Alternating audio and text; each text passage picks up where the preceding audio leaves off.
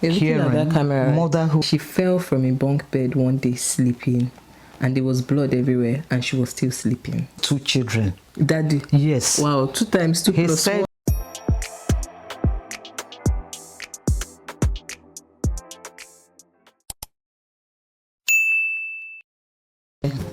Hi everyone, welcome back to the channel. I've been very MIA. Life has just been doing its thing, but thank God my mom came from Nigeria to the rescue to help out with our workload here. Hopefully that means there'll be more videos coming frequently. Anyways, Mother's Day is coming up in this side of the world, in Canada, on, well, I would put this video out on Mother's Day, so happy Mother's Day to everyone.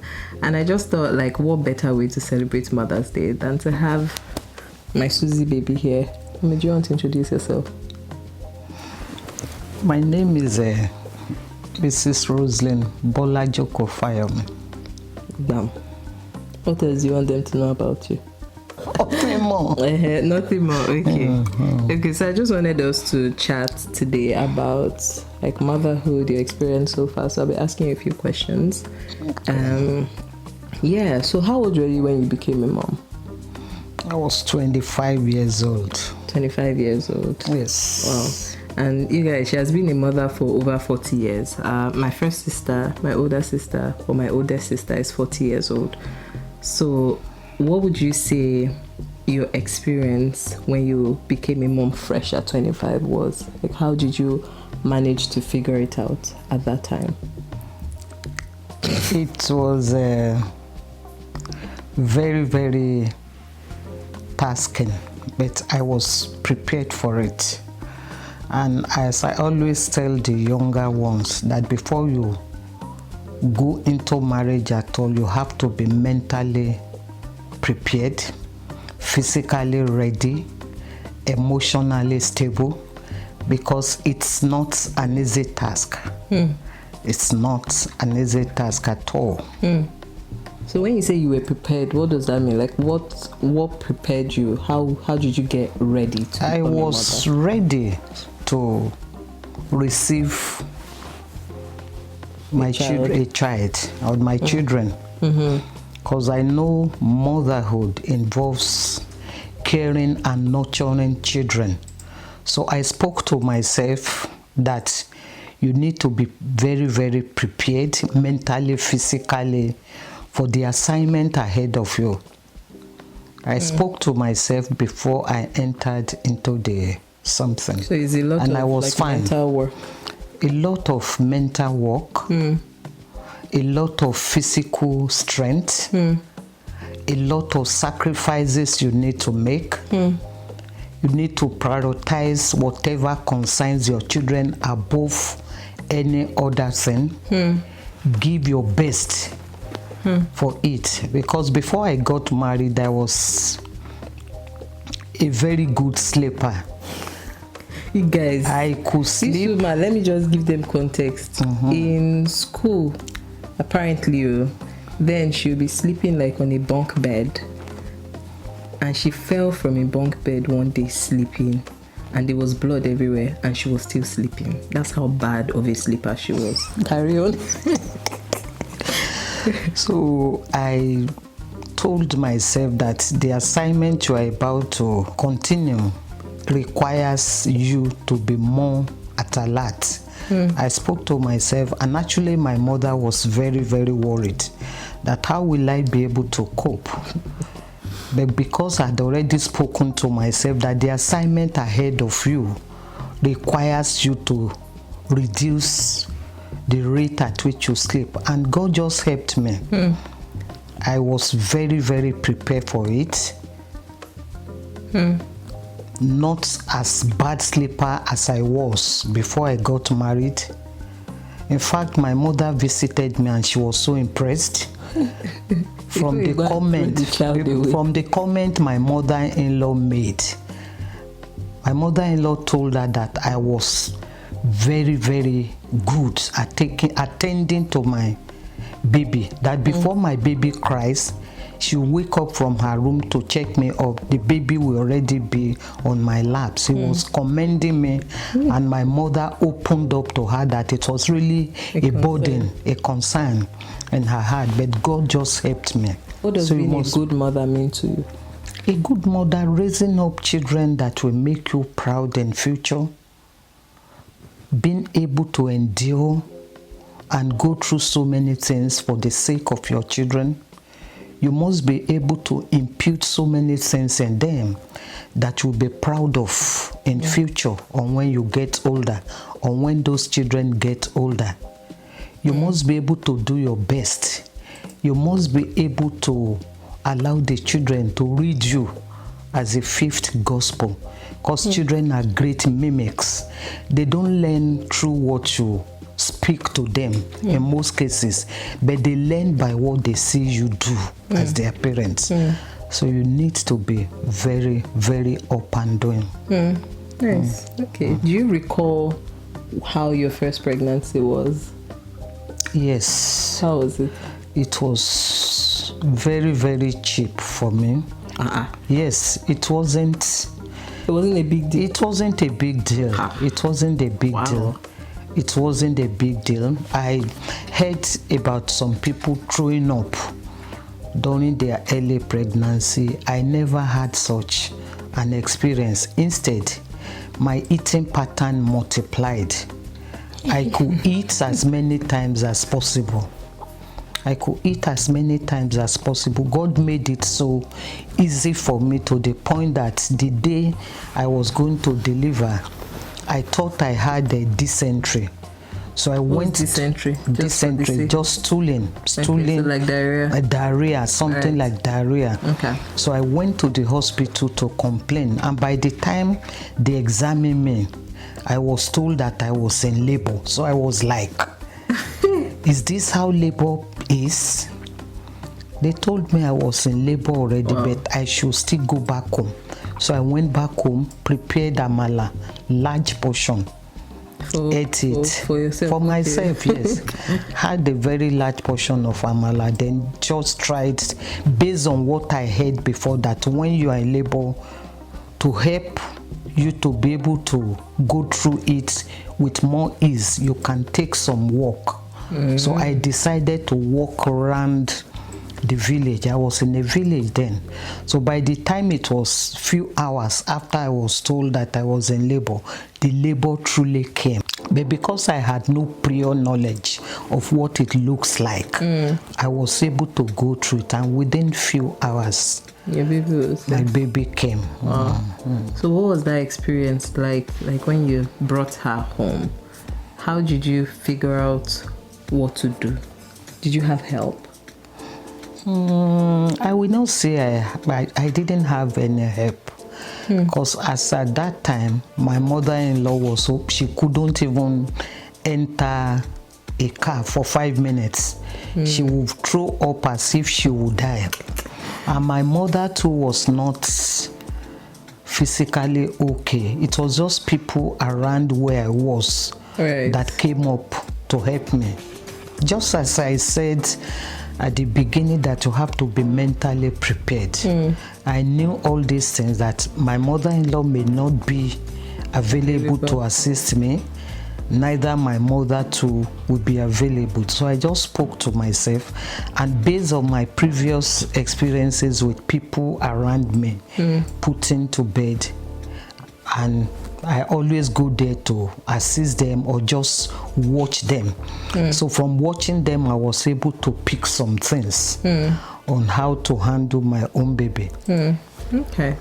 Okay, so just moving on to like more physical changes that you could see from having a baby. Did you add significant weight? No, I think I just little weight.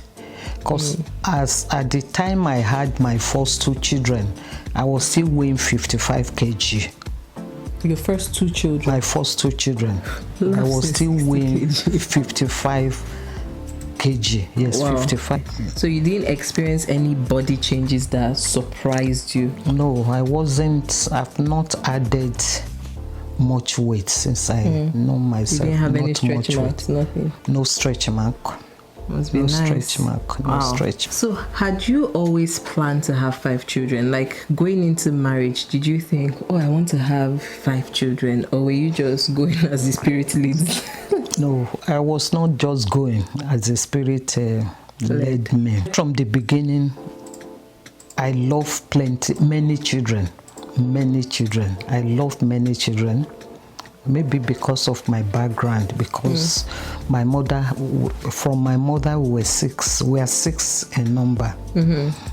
So, and we grew up together in the same place. So I've always been a lover of many children. I naturally love many children. So you always wanted 5 children? I always wanted 5 children, or if possible, even more.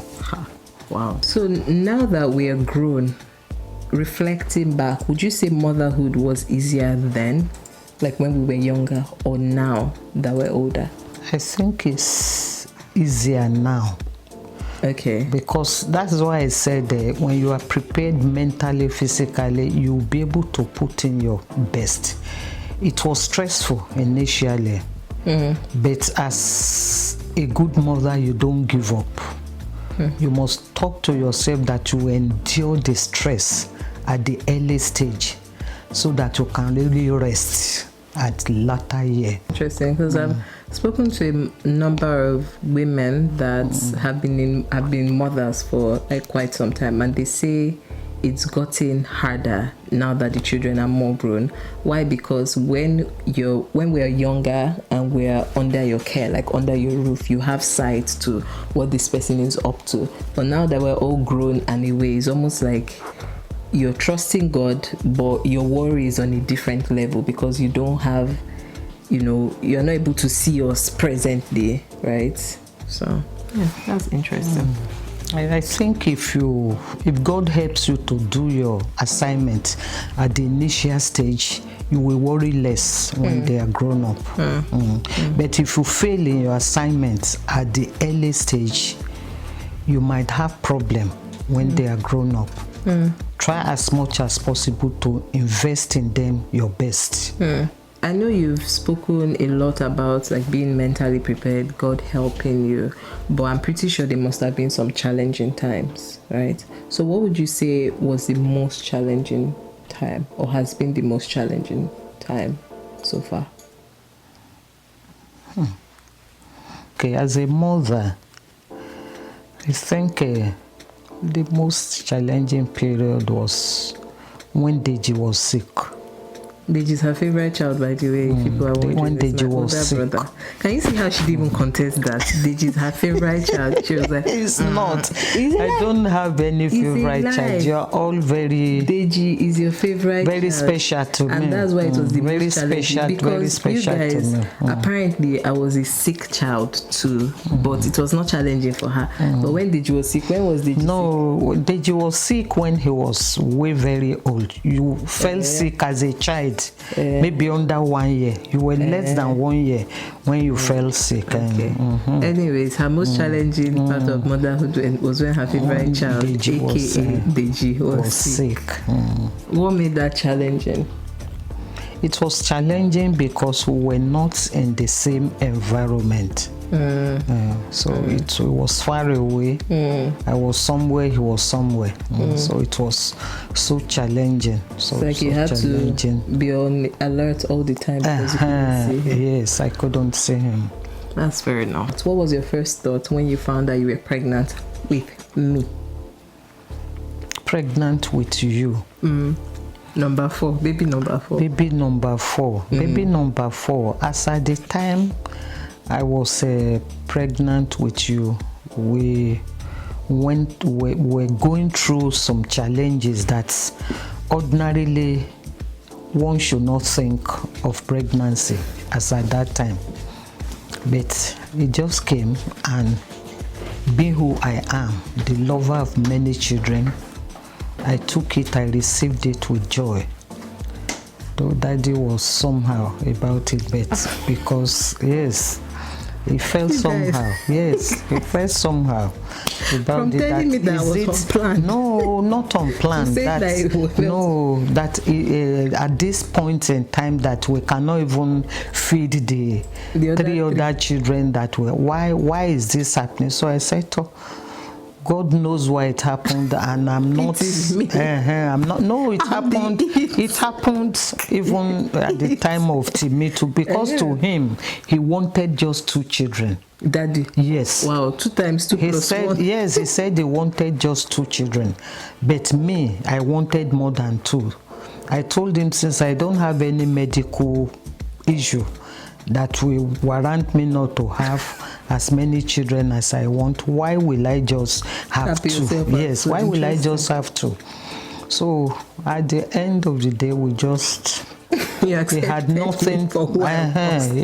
He accepted. Not only you, it repeated itself even during Timmy's, even from Deji's. He wanted 2. When he was done with the 2, I'm sure his mind was at rest. But he never knew Deji would come as a boy. He never knew. It was a tug of war right from Deji to Timmy. He was only prepared for 2. And me, I wanted more than 2. Can you imagine? So how was my pregnancy? Your pregnancy was easy, very easy, very easy, very easy. What was I like as a child? You were very, very lively and heady. What does heady mean? Very stubborn. Whatever you are bent on doing is what you will do. Even if they push you to the wall, you will still be repeating. That means I was strong-willed, guys. Let your head be in the right place. We looked at it as being stubborn then. But now, would you see it as a positive? No, I now know better, because then even on your report card, they always write it that means very heady. Yes, it was always repeated on your report card that you are heady. And we could see it even from the house that you were truly heady. Interesting. And when you were close to 1, you fell sick. You ran temperature, and out of poverty that we could not even get enough drug to treat you, you started convulsing. We were on our way to the hospital. On the way to the hospital, you convulsed. But because I had prior knowledge of how to handle it, so I put my 3 fingers inside your mouth so that you will not be able to close your teeth, because I heard it that if a child convulses and he or she is able to close the teeth, it could be very fatal. So I held the 3 fingers in between your teeth, and you were grinding it. I was shouting, but I didn't remove it until we eventually Motherhood, guys. Motherhood. Yes, until we eventually got to the hospital and they rushed treatment on you, and that was where you got those Okay, so are there any traits you saw in me as a child that you're seeing now and you're like, I'm not surprised? Yes, you were very fashionable, even as a child, very fashionable. You will always want to combine your dresses by yourself, and it will come out so beautiful. Oh my God. You want your hair to be kept neat at every point in time. Even at times during the week, you will say you want to loosen your hair. It's rough already.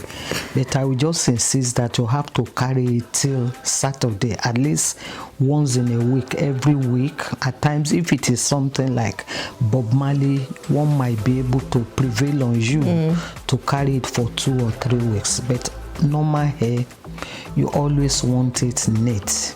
And you always always want to dress very, very neat. Oh, always want to appear very neat. That's cute. Okay. So did you have specific dreams for us growing up? You know how sometimes parents say, I hope this child is going to be a doctor or a lawyer or an engineer or whatnot. Like, did you have specific dreams for us? I know you're very open-minded in terms of our career choices, but when we were a lot younger, did you have any dreams like that for us? I would say I didn't. I didn't. I didn't have any dream like saying maybe any of you will be a doctor, accountant, or lawyers, but I just made sure that academically you all do well. Being a teacher, at the time I took it up, giving you extra lesson, but the pace I wanted you people to learn then, especially like Lara then, the pace I wanted her to learn then, because Lara, her concentration span was too short. So getting Lara to sit down in the place for 1 hour was a problem. So I was always beating her seriously. Why? For her to. Why were you beating her? That was the best thing we knew to do then. I was always beating her. I took it up, taking extra lesson until Daddy discovers that my patience, the patience of doing the lesson for them, especially my children. I was not a beater as a teacher. So interesting. I made sure that all of you had good education. Yes, good education. Okay. So what would you say is something that I have done so far in my 30 years of living that has made you so proud? It has made me so proud. When you took up a job, when you took up a job in Nigeria, and somebody was misbehaving there, the job was very scarce, for you to have made up your mind that you will behave like a Joseph. You behave like a Joseph. Let the job, to hell with the job. To hell with the job. Then you came back home. You came back home. You refused the job. You guys, you behaved like Joseph. I was so happy, and deep down me, I knew that God was going to compensate you for that. I was so happy, so proud, and anytime I think about it, I'm always very, very happy that you were able to take that decision of not selling your destiny. It's like selling your destiny. Yes. Yeah, you guys, for context, I was in a job that was being harassed, and like she said, it was hard to find jobs at the time, and it was a good job. But the day that I got harassed, I went back home that day. I went to tell her, say, I'm not going back there. I'm not doing it again. And I quit. And that was it. So that's what she's talking about. That I didn't sell my destiny. Thank God. Thank God. If you could go back in time and give your younger self parenting advice, what would that advice be?